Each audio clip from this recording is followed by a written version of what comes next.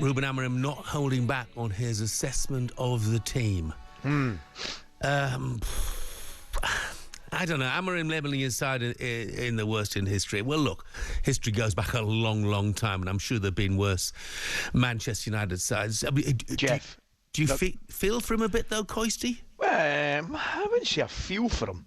The couple of things I would say, he's no doubt about it. He's an excellent coach. I saw his sporting side a couple of times. I saw him dismantle Manchester City, and they're a different level. I think he started up at Braga, but the one thing I would say about him, he's made that a sweeping statement. The first thing you've got to say is Ruben Amorim has actually got no idea whether that's the worst United side in history, right? Because he doesn't know previous United sides to that extent. He's made a statement for effect. That's what he's done. You could argue about the ins and outs of the statements, but he said it. He's done it for a reason, and that is to clearly let everybody know the magnitude of the job ahead. Right? He said he's not going to change his formation. Well, that team could potentially get slightly better. Right? They could potentially get slightly better, Jeff. But those players are not good enough to play that formation and be where United want to be. I think it's pretty relatively straightforward, I think. Let's get the thoughts, shall we, of talkSPORT's Manchester correspondent Micky Gray. Morning, Micky. Morning. Micky, look, I mean, obviously Manchester United fans calling for change. We're in the middle of a transfer window. Amorim talking about bringing in new players. But I'm looking at this Manchester United side and squad. Where do you start? How many new players do you need? I think we've been asking that question every single week, Jeff, haven't we? Ruben Amorim's walked into a dressing room. The group of players that he's got are just clearly not good enough. The statement that he come out with last night was a bit damning. Yes, I know it was, but maybe I think he's trying to send a message across to his players and maybe the owners of the club to maybe put their hands in the pockets to get something sorted out in this transfer window. But as we keep mentioning, you know, they've got a real problem with PSR. And they're not going to be able to bring players in. I mean, there's speculation about players actually leaving the club. But we're, 10 days away from the end of the transfer window, 11, 12 days away from the end of the transfer window in January, which is always a hard transfer window to sort things out. But I think you've got to judge on that performance that I saw last night and witnessed last night. I mean, they were outfought, they were outclassed, they were outplayed.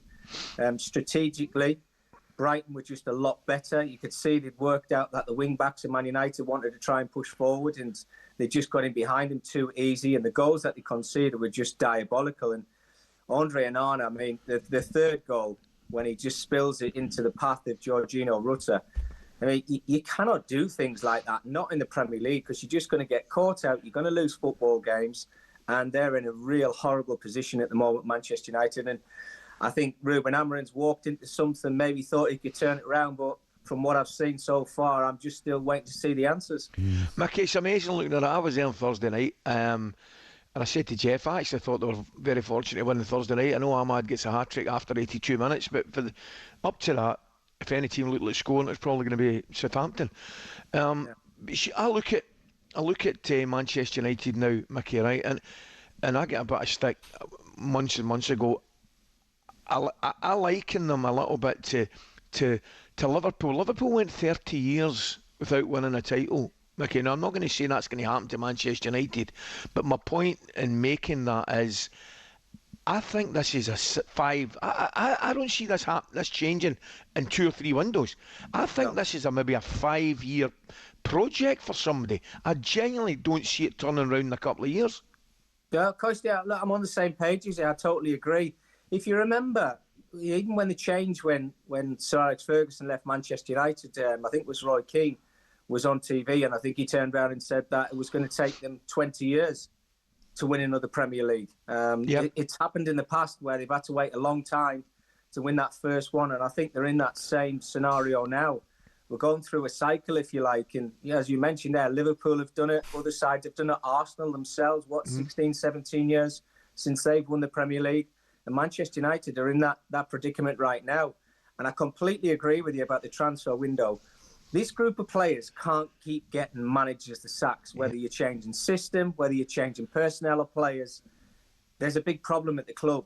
And you know what it's like at a big club, Coisty, when you're not playing well, your crowd can be an enemy to you. they can make it hard for you. I'm not saying I played for clubs the size of yours, but I played for some big clubs. And when it wasn't going well, you started to hide. And I'm starting to see these Manchester United players hide. They were doing it last night. Nobody wants to be the one who makes that mistake. But the problem is there's no assets. We talk about these players leaving the club. They're not going to get any money for them. I mean, there's Garnacho, they're talking about £50 million to Napoli, and maybe Marcus Rashford, which I don't think is going to happen in January. It's a very difficult deal to do that in the last 10, 11 days of this transfer window. The other players that are going to leave the club, Casemiro, Christian Eriksen, Lindelof, I suppose, you're not going to get a lot of money. And when Manchester United make a phone call to another club, they add £10 million to the transfer fee anyway because it's Manchester United. So they're not going to get players in on the cheap. So that's why I think you're completely right. It could be 5-6 transfer windows before Manchester United actually turn this around. They've got a serious problem. And I'm on the same page as you. I don't think they're going to get anywhere near winning Premier Leagues over the next 3 to 4 seasons, maybe even longer. I thought it summed up their plight totally when they're losing at home and they have to bring on Anthony, who looks set to be leaving the club. Let's take a United call. Rich is a United fan. He wants to have his say on Ruben Amorim and his comments. Morning, Rich. Morning, Rich. Morning, guys. You okay? Yeah, Great, yeah. thank you. What you got to say, mate? Good. I think Amorim's just saying what most of the Man United fans are thinking at the moment. I'm from the generation of fan where all we've ever known is winning titles or at least competing for them. I think he's come into a changing room where arguably we've got rid of players over the last 2 to 3 seasons that have gone off and shone at other teams. You look at what Anthony Elanga's doing at Nottingham Forest. You look at what Scott McTominay's doing. Both of those players are better than the players we've got in our current squad. He's definitely got the support of the fans, but has he got the support of the changing room? I mean, you look at the body language of some of the players on the pitch. I know he's made the decision to drop Marcus Rashford. For me, I looked at a shot that Bruno Fernandes took yesterday, and he blamed Zirkzee for getting in his way. It was an awful shot. It was a terrible shot, and he's not a captain for me. Bruno Fernandes is not a captain in that team. He moans, he gets on the referee's back, he gets on the players' back.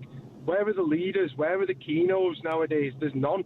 There doesn't seem to be anyone who's getting these younger players by the scruff of the neck and saying, look, you need to start playing for this badge, you need to start playing for these fans. Rich, thank you very much indeed.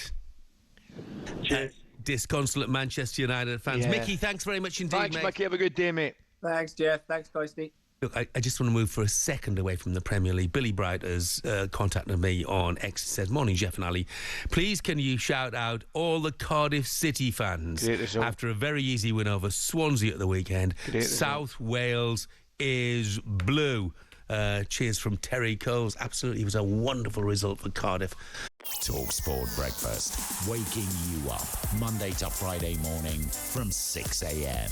on AM, on DAB, via the talkSPORT app and on your smart speaker. talkSPORT.